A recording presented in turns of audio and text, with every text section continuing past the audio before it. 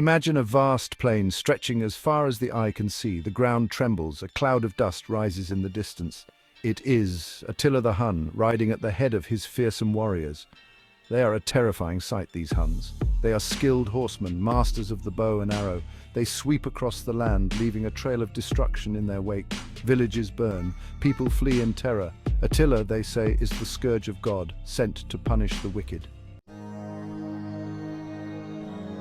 Attila was born in 406 CE into a world of violence and uncertainty. The Huns, a nomadic people from the steppes of Central Asia, were already feared throughout Europe. They were skilled warriors and horsemen, known for their archery and their ruthlessness in battle. Attila inherited these qualities. He quickly rose through the ranks, becoming the leader of the Huns in 434 CE. He united the Hunnic tribes, creating a powerful force that would terrorize Europe for years to come. Attila was a charismatic leader. He inspired fear and loyalty in equal measure. He was known for his simple tastes and his disdain for luxury. He preferred to live as his warriors lived, sharing their hardships and their triumphs. He was also a shrewd strategist and a cunning diplomat. He knew how to use both force and persuasion to achieve his aims.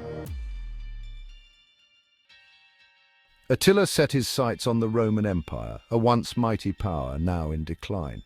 He launched a series of devastating raids into Roman territory. His armies plundered cities and towns, carrying off vast amounts of treasure. The Romans were powerless to stop him. Their armies were weak and demoralized. Their leaders were corrupt and ineffective.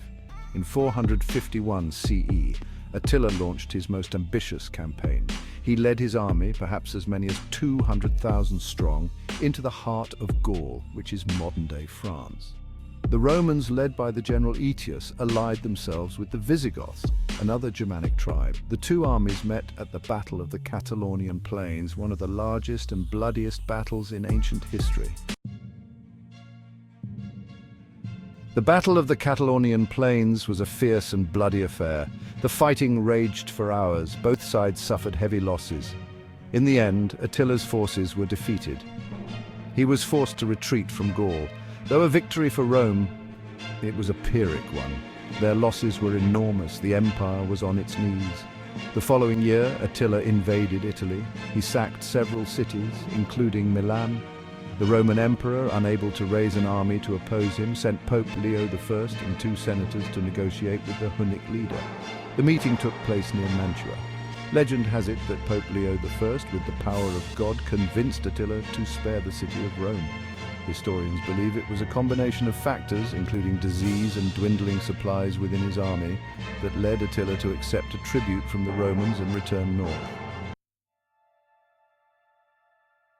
In 453 CE, Attila died under mysterious circumstances. Some say he died from a nosebleed on his wedding night, others say he was assassinated by a jealous wife. Whatever the cause, his death marked the beginning of the end for the Hunnic Empire.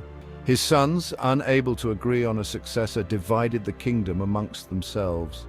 They soon fell to infighting and were eventually conquered by their former subjects, the Gepids. Attila left behind a mixed legacy. He was a ruthless conqueror, responsible for the deaths of countless people.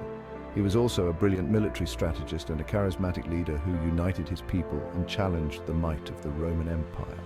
To his enemies, he was the scourge of God, a bringer of death and destruction. To his people, he was a hero, a defender of their way of life. Even today, his name still inspires both fear and fascination. He remains a figure of enduring legend, a symbol of the power and the terror of the nomadic warriors who once threatened the very foundations of Western civilization.